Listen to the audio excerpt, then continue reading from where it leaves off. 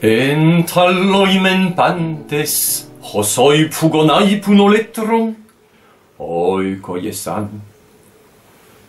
Polemon de pepeu gotese de talassan. Alpha. Chant 1. Muse, dis-moi l'homme au détour, l'homme aux ruses qui connut, tant d'errance à peine achevé le saccage de Troie, la cité sainte. Tous les gens dont il vit les villes et dont il sonda les pensées, tous les coups, tous les revers qu'il essuya sur la mer et dans le cœur, tout pour rester en vie et ramener ses compagnons. Il voulait tellement sauver ses compagnons. Mais il n'a vraiment rien pu faire. Non, c'est leur propre faute, si leur folie les ont perdus. Quels imbéciles! Ils sont allés manger les vaches, d'Hypérion, oui, du soleil. Dès lors, adieu le jour de leur retour. Eh bien, comment sous tu voudras, déesse? Raconte-nous à nous aussi, fille de Zeus.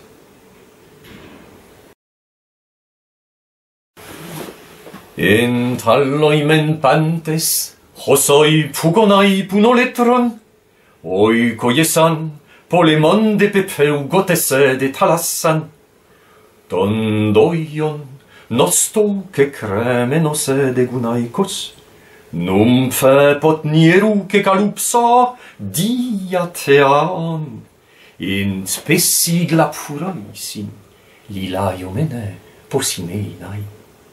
Al hote deitos elte periplomenon iauton.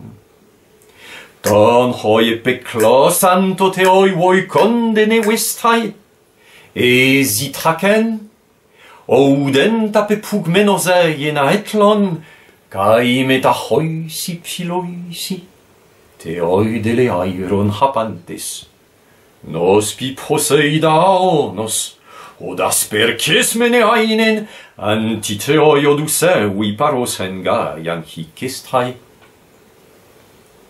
Al homenai tiopas medekia teteloteontas, aitiopas, toi dicta de daiatai, escatoian ron, hoi mendu somenu huberionos, hoi daniontos.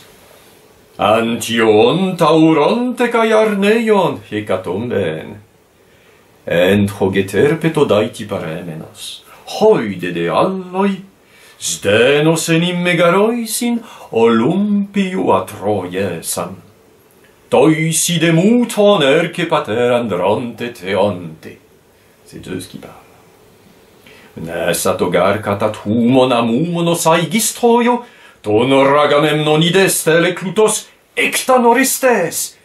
To hogepibnesteis epeapteroenta proseuda. Voilà Zeus. O popoi, hoion nutreus brotoi aitiontai, ex hemeon garpasica cemmenai, hoi decai autoi, spaisin atastalieisin hupermoron alge cosin. Réponse d'Athéna. Ton meile te peita thea glaukopis Athene. Oh, pater hemetere cronine, hupate creiontan, kai li en keinos ge oikotikeitai oletroi, hos apoloito kai allos hotistoi auta gerestoi.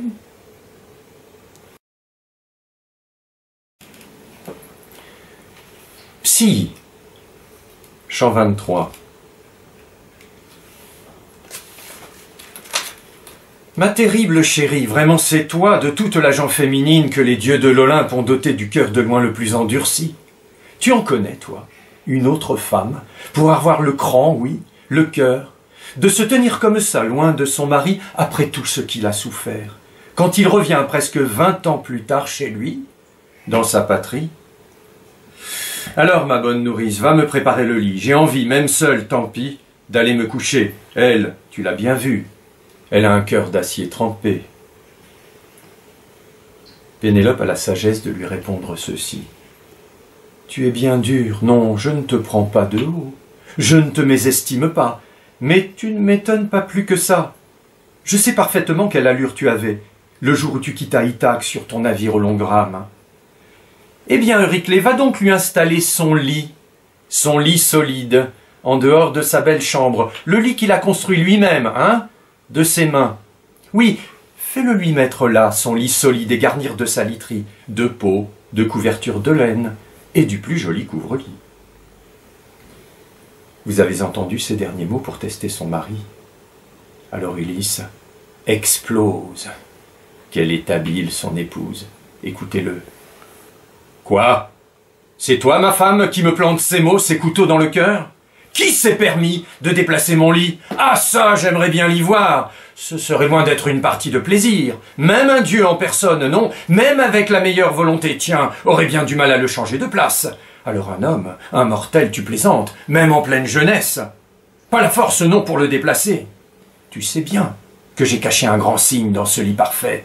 Tu sais bien que c'est moi, et personne d'autre qui l'ait fait. Tu sais bien qu'il y a un tronc d'olivier feuillu qui a poussé dans la cour, non? Un de ces fûts, et quelle sève! Plus épais qu'une colonne, pas vrai? Tu sais bien que c'est moi qui ai bâti la chambre tout autour, et que j'ai fini avec un appareil de pierre, non? Et la belle toiture que j'y ai déroulée dessus?